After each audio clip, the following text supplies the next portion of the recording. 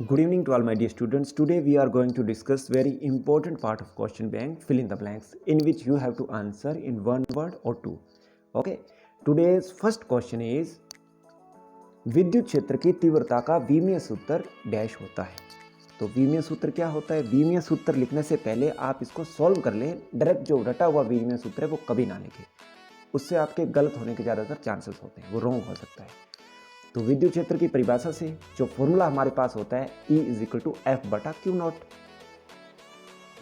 F बराबर क्या होता है? एफ होता है फोर्स, होता है फोर्स मतलब MA, और क्यू नॉट होता है आवेश। आवेश का क्या निकालते हैं? धारा से निकालते हैं। जो विद्युत धारा होती है, आवेश के प्रवाह की दर को बोलते हैं विद्युत धारा, मतलब जो धारा होती है Q बटा T के बराबर होती है। ओके, अब इसमें Q किसके बराबर हो गया? Q इज इक्वल टू हो गया IT। ओके, तो इसकी Q नोट की जगह मैंने लिख लिया IT। ठीक है, अब इसका क्योंकि I के हमारे पास विमाएं पता है और टाइम का भी हमें मात्रक जो पता है, मूल मात्रक है, वो लिख देंगे।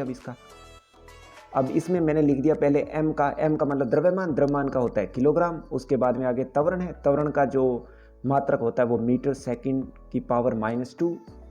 I का होता है एम्पियर, और जो T है टाइम मतलब उसका होता है सेकंड। ओके, इसको एडजस्टमेंट कर लिया। एडजस्टमेंट क्या किया? किलोग्राम ऊपर ही था, मीटर ऊपर ही था, जो 1 सेकंड है वो ऊपर गया, वो सेकंड की घात -1 हुआ। ऊपर ऑलरेडी -2 थे तो वो -3 हो गया, और जो पीछे बचा एम्पियर, एम्पियर ऊपर जाकर एम्पियर इनवर्स हो गया। अब इसकी जो विमाएं लिखते हैं MLTA, उसके अंदर इसकी वैल्यू रख दी।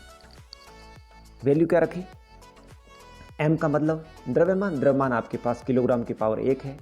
आगे लेंथ की पावर जो मीटर की पावर भी 1 है। टाइम की पावर -3, वो कहाँ से आई? क्योंकि सेकंड की पावर -3 है। और आगे एम्पियर की पावर -1, तो इसकी भी पावर -1 है, इसलिए ये आप ऐसे लिखना, डायरेक्ट मत लिखना।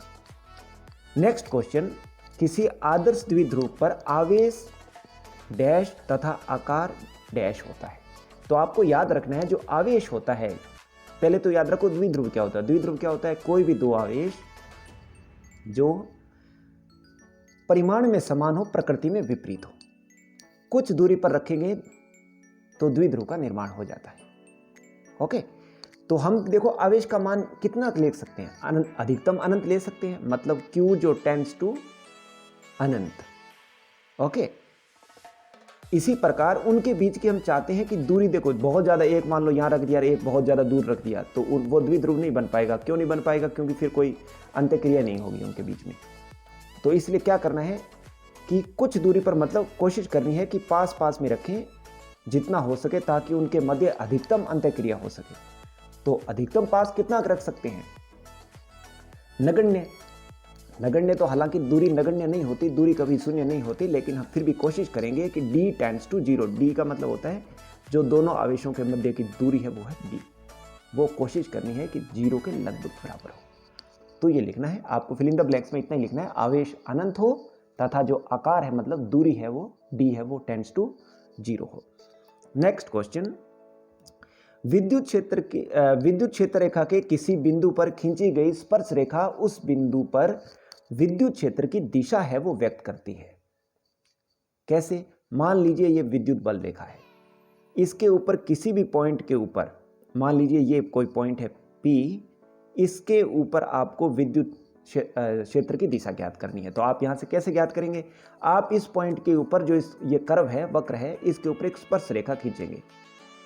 ठीक है, जो स्पर्श रेखा आएगी वो आपकी विद्युत क्षेत्र की दिशा व्यक्त करेगी। ओके, नेक्स्ट क्वेश्चन है, दो स्थिर बिंदु आवेशों के बीच कार्यकारी बल दोनों आवेशों के परिमाण के गुणनफल के, इसमें आगे फिल इन द ब्लैंक्स था, तथा उनके बीच की दूरी के वर्ग के, जो फिल इन द ब्लैंक्स होता है। तो ये कूलाम का नियम है। आवेशों के परिमाणों के गुणनफल के अनुक्रमानुपाती भी लिख सकते हो, या फिर आप चाहो तो समानुपाती भी लिख सकते हो, दोनों ही नाम सही है। और दूरी के वर्ग के क्या होता है? व्युत्क्रमानुपाती होता है, कूलाम का नियम। ओके, नेक्स्ट क्वेश्चन, विद्युत क्षेत्र रेखाएं कहां से प्रारंभ होकर कहां पर समाप्त होती है? धनावेश से शुरू होती है और ऋणावेश पर क्या होती है? समाप्त होती है। ओके, नेक्स्ट क्वेश्चन, विद्युत द्विध्रुव की विमाएं क्या होती है? अब वैसा ही ऊपर वाला क्वेश्चन, आपको फॉर्मूला याद होना चाहिए इसके लिए। फॉर्मूला क्या है? P is equal to Q2A। Q क्या है? आवेश। आवेश का जो निकाला था, कैसे निकाला था? आवेश अभी ऊपर निकाला था, धारा से निकालते। I is equal to Q बटा T, तो Q बराबर हो गया IT। आवेश के प्रवाह की दर को धारा कहते हैं, तो धारा के रूप में लिखना इसको।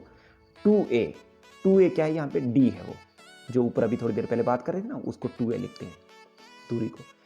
तो अब इसका जो लिख दो आप, I का मतलब एम्पियर, टाइम का मतलब सेकंड, और ये जो है दूरी है, इसकी जगह चाहो तो आप D भी लिख सकते हो, नहीं तो D को आप लिखना है 2A। ओके, दूरी किस में लेते हैं? मीटर में, तो ये इसकी विमाएं बन गई। द्रव्यमान कुछ है नहीं इसके अंदर, तो उसकी पावर 0। लेंथ की पावर मीटर 1 है, तो उसमें 1 लिख दिया। टाइम की पावर भी, क्योंकि सेकंड 1 की पावर लिखा है, तो टाइम की पावर 1। एम्पियर भी 1 ही है, तो एम्पियर की पावर 1। ओके, ये हो गया छठा क्वेश्चन। नेक्स्ट क्वेश्चन, एक क्वांटम आवेश का मान डैश होता है। ये क्वेश्चन हम जो है शॉर्ट आंसर टाइप क्वेश्चन, उसके अंदर हम डिस्कस कर चुके हैं। फर्स्ट क्वेश्चन है ये, आप उस वीडियो को दोबारा देखना। Short answer type question in which you have to answer 10 to 20 words. Okay, तो एक क्वांटम आवेश का मान कितना होता है? आवेश के क्वांटमीकरण से करते हैं इस क्वेश्चन को हल। आवेश का क्वांटमीकरण होता है Q is equal two plus minus NE, जहां पे N क्या है? एक पूर्णांक। तो N का मान यहाँ पे बोला है कि एक क्वांटम आवेश मतलब N का मान 1 होना चाहिए, तो मैंने N का मान 1 रखा, तो मेरे पास पीछे प्लस माइनस E बचा। प्लस माइनस E का मतलब यदि कोई धनावेशित है तो उसके ऊपर प्लस में 1.6 × 10 की घात माइनस 19 कूलम होगा, और यदि कोई ऋणावेशित है तो उसके ऊपर माइनस में होगा। तो आपको यहाँ पे दोनों लिखना है, plus minus 1.6 into 10⁻⁻19 coulomb. Okay, next question very very important question है, इसको बड़ी सावधानी से करना है। क्वेश्चन बहुत ईजी है, लेकिन क्या होता है कि गड़बड़ से कुछ मतलब समझने में, अंडरस्टैंडिंग से आप इसको रॉन्ग कर सकते हैं। कूलम के बल का मान सुचालक माध्यम में आपको बताना है कितना होता है। तो सबसे पहले देखो, सुचालक माध्यम होता क्या है? सुचालक माध्यम जो होता है मतलब कोई धातु होगी या कोई चालक हो गया। ओके, उसके लिए जैसे आप निर्वात के लिए जो कूलम के बल लिखते हो फॉर्मूला, वो ये होता है F is equal to 1/4 pi epsilon nought Q1 Q2 बटा R²। और यदि किसी माध्यम के अंदर लिखना है तो हम क्या लिखेंगे? यहाँ पे इसके साथ में K लिखेंगे, एप्सिलॉन नॉट K। ये किसके बराबर होता है? ये होता है एप्सिलॉन। ओके, एप्सिलॉन क्या है? एप्सिलॉन है माध्यम की विद्युतशीलता, और एप्सिलॉन नॉट जो है वो है निर्वात की विद्युतशीलता। ओके, और जो K है उसके 2-3 नाम हैं, अपेक्षित विद्युतशीलता, या इसको बोलते हैं प्राविद्युतांक। ओके, ये पहले वाले वीडियो आप उसको आराम से देखें, उसमें मैंने पूरा डिटेल में आपको समझाया है। तो इसके अंदर क्योंकि सुचालक माध्यम दिया है, तो सुचालक के लिए आपको प्राविद्युतांक K, इसको कहीं कहीं एप्सिलॉन R भी लिखते हैं। ओके, तो ये आपको कुछ जो टर्म्स है वो याद रखनी है। तो उसका मान कितना होता है? सुचालक माध्यम के लिए होता है अनंत। तो क्योंकि यहाँ पे K बटा में है, तो आप बटा में किसी का बटा अनंत करोगे तो वो 0 हो जाएगा। इसका मतलब F कितना हुआ? 0, शून्य बल लगेगा। यही लिखना है। कूलम के बल का मान सुचालक माध्यम में कितना होता है? 0 होता है। क्यों 0 होता है? क्योंकि सुचालक माध्यम का जो प्राविद्युतांक है वो क्या होता है? अनंत होता है, और किसी को अनंत से भाग करते हैं तो वो 0 हो जाता है। ओके, नेक्स्ट क्वेश्चन, सुचालक माध्यम में प्राविद्युतांक का मान कितना होता है? ये हम अभी कर ही चुके हैं। प्राविद्युतांक अनंत होता है सुचालक के लिए, धातु के लिए, धातु भी नाम हो सकता है। ठीक है, विद्युत बल रेखाएं किसी समविभव पृष्ठ के सदैव क्या होती है? सदैव पृष्ठ के लंबवत होती है। जो समविभव पृष्ठ होगा उसके जो विद्युत बल रेखाएं होगी वो सदैव पृष्ठ के लंबवत होगी। ओके, नेक्स्ट क्वेश्चन, किसी स्थान पर चुंबकीय याम्योत्तर तथा भूगोलिक याम्योत्तर के मध्य न्यून कोण को उस स्थान का कौन सा कोण कहते हैं? उस कोण का नाम है दिक्पात कोण। किस मध्य? वो होता है, ये मान लो है कौन सा? भूगोलिक याम्योत्तर। ओके, और ये क्या? ये है चुंबकीय याम्योत्तर, ये है भूगोलिक याम्योत्तर। इसको मैं लिख लेता हूँ, ज्योग्राफिक मेरिडियन बोलते हैं इंग्लिश के अंदर।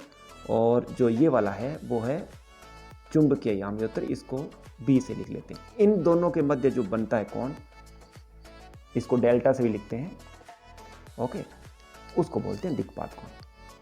नेक्स्ट क्वेश्चन, चुंबकीय याम्योत्र में पृथ्वी की परिणामी चुंबकीय क्षेत्र की दिशा तथा क्षैतिज दिशा के मध्य बनने वाले कोण को क्या कहते हैं? नतिकोण। ये जो क्वेश्चन है मैं ऑलरेडी जो पहले वाले वीडियो से उसके अंदर डिस्कस कर चुका हूं, तो वहां पे आप पूरा अच्छे से दोबारा देखें उनको। नेक्स्ट क्वेश्चन भी किया हुआ है, क्यूरी ताप वह ताप है जिस पर लो चुंबकीय जो पदार्थ है वो अनुचुंबकीय पदार्थ में बदल जाता है। विद एग्जांपल किया हुआ, वो वीडियोस आप प्लीज दोबारा देखें। नेक्स्ट क्वेश्चन ये भी किया हुआ है, किसी ने ध्यान से वीडियो देखा तो इनके आंसर बड़े फटाफट दे सकता है। वह चुंबकत्व जो किसी चुंबकीय पदार्थ में चुंबकीय क्षेत्र हटाने पर शेष रह जाता है उसको क्या कहते हैं? उसको हम या तो कहते हैं अवशेष चुंबकत्व या कहते हैं चुंबकीय धारणशीलता।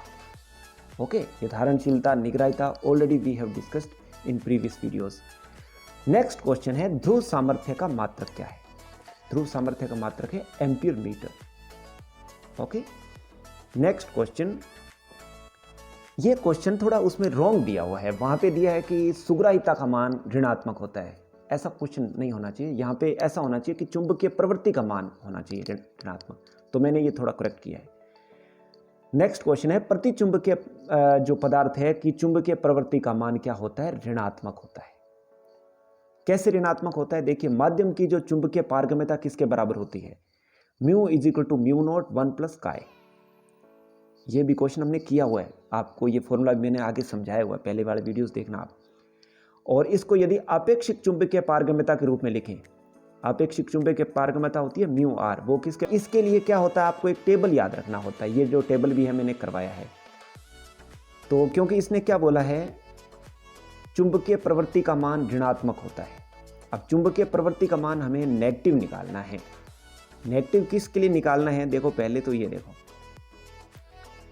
प्रति चुंबकीय पदार्थ के लिए जो चुंबकीय पारगम्यता है, ओके, अपेक्षित चुंबकीय पारगम्यता, उसके लिए जो म्यू का मान होता है, म्यू आर का मान, वो क्या होता है? 0 से तो अधिक होता है लेकिन 1 से क्या होता है? कम होता है। तो इसी क्वेश्चन के अंदर ओके, मान लो जो म्यू आर का मान मैं रख देता हूं, क्योंकि 1 से कम होता है तो मैं रख देता हूं 0.9। ओके, क्योंकि अब ये 1 इधर है, 1 इधर आकर माइनस होगा, तो आपके पास जो वैल्यू आएगी -0.1 आएगी। ओके, तो वो क्या नेगेटिव है? इसका मतलब चुंबकीय प्रवृत्ति नेगेटिव किन के लिए होती है, किसके लिए होती है? टेबल आपको याद रखना है, प्रति चुंबकीय पदार्थों के लिए होती है। बाकी के लिए पॉजिटिव आएगा। आप ये बाकी वाला रखोगे तो पॉजिटिव आएगा, क्योंकि जैसे अनुचुंबकीय पदार्थ के लिए फॉर एग्जांपल रखते हैं, म्यू का मान >1 रखते हैं। >1 मान दो, आप पॉइंट में भी कुछ रखोगे 1 से ज़्यादा, मान लो आपने रखा 1.001, क्योंकि ये फिर माइनस जाकर इधर आएगा, तो 1 से घटेगा, ये -1 होगा, -1 होगा तो आपके पास आंसर प्लस में आएगा ना, 0.001 आएगा, तो वो अनुचुंबकीय पदार्थ हो गया। तो वो इसलिए इस क्वेश्चन को मैंने थोड़ा करेक्ट किया है, वहाँ पे दिया है सुग्राहिता का मान ऋणात्मक होता है। ऐसा कोई क्वेश्चन मेरे सामने तो कोई आया नहीं है। ओके, नेक्स्ट क्वेश्चन, प्रति चुंबकीय पदार्थ चुंबक के द्वारा क्षीण रूप में प्रतिकर्षित होते हैं, जो हाँ, और इनकी पारगम्यता का मान 1 से कम होता है। ये same question,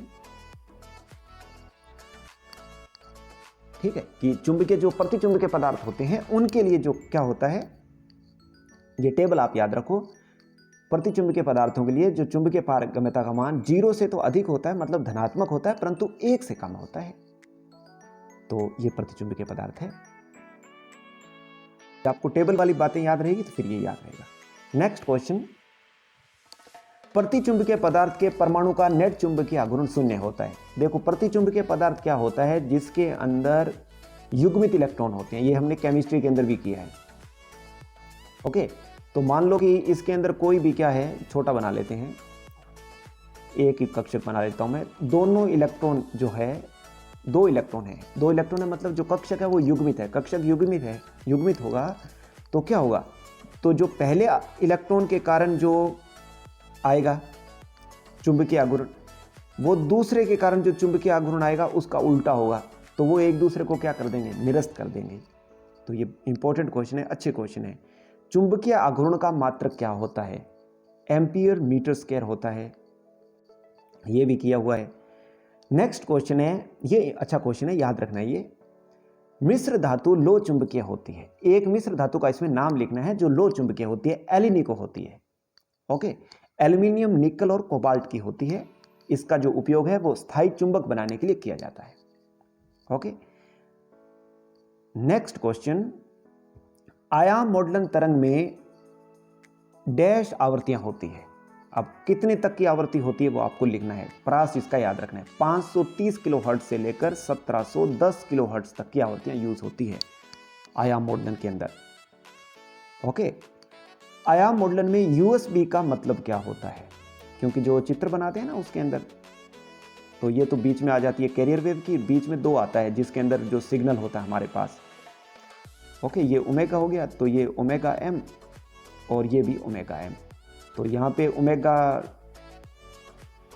M minus omega C और यहाँ पे omega C plus omega M, तो ये इसकी ऐसे बैंड चौड़ाई निकल जाती है। ठीक है, तो ये जो होती है साइड बैंड होती है, इसको बोलते हैं, जो नीचे वाली ये इधर वाली है उसको लोअर साइड बैंड, जो दूसरे वाली को बोलते हैं अपर साइड बैंड। ओके, तो यूएसबी का मतलब पूछा इसमें अपर साइड बैंड होता है। एलएसबी का भी आ जाए तो याद रखना लोअर साइड बैंड होता है। Next question, very important question, आयाम मॉडलन रेडियो संकेत की सामान्य बैंड चौड़ाई डैश होती है। तो ये फॉर्मूला है जो हम पूरा कंप्लीट डेरिवेशन करते हैं आयाम मॉडलन की, तो उसमें लास्ट में आता है ये कितनी होती है, 2 गुणा मॉडुलित सिग्नल की अधिकतम आवृत्ति। ये आपको याद रखना है, जितनी मॉडुलित सिग्नल की आवृत्ति है उसका दुगुना होती है वो बैंड चौड़ाई होती है। और ऐसे लिखना तो आप ऐसे भी लिख सकते हो, BW = 2 × omega M. Omega M क्या है, जो उसकी मॉडुलेटेड सिग्नल, जो इंग्लिश में बोलते हैं उसको, और हिंदी में बोलते हैं मॉडुलित सिग्नल, उसकी वो आवृत्ति है। ओके, नेक्स्ट क्वेश्चन, टीवी प्रसारण में जो मॉडुलेशन कौन सा किया जाता है। ये क्वेश्चन कई बार आया है, जो प्रीवियस एग्जाम आप देखेंगे क्वेश्चन पेपर, तो जो टीवी सिग्नल होते हैं उसका FM मॉडुलेशन किया जाता है। FM मतलब आवर्ती मॉडुलन किया जाता है। ओके, तरंगे दूर संचार से संबंधित है। रेडियो जो तरंगे है वो दूर संचार से संबंधित है। टेलीफोन के जो मोबाइल फ़ोन है उसके अंदर यूज़ होती है, वायरलेस टेलीफोन के अंदर यूज़ होती है, और बाकी आप जो टीवी प्रसारण वगैरह सब में ये रेडियो तरंगे यूज़ होती है। ओके, नेक्स्ट है, क्षीण आवर्ती संकेतों को उच्च आवर्ती संकेतों पर अध्यारोपित करने की जो प्रक्रिया है वो क्या कहलाती है। बहुत ही इंपॉर्टेंट क्वेश्चन है, डेफिनेशन ही आई है ये।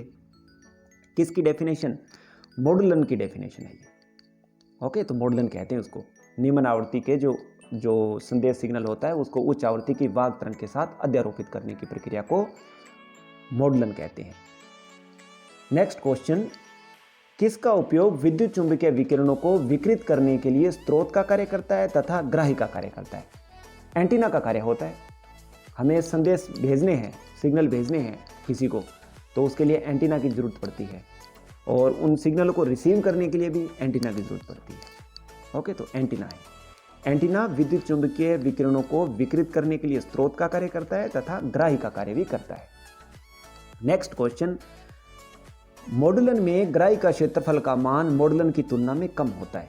तो आपको याद रखना है, ये इंपॉर्टेंट क्वेश्चन है, ये आवर्ती मॉडुलन में कम होता है। आवर्ती मॉडुलन में क्या होता है, जो कम्युनिकेशन होता है, जो संचार होता है वो लाइन ऑफ साइट होता है। लाइन ऑफ साइट मतलब ज़्यादा दूरी तक नहीं होता, ये दृष्टि रेखा दूरी तक ही होता है।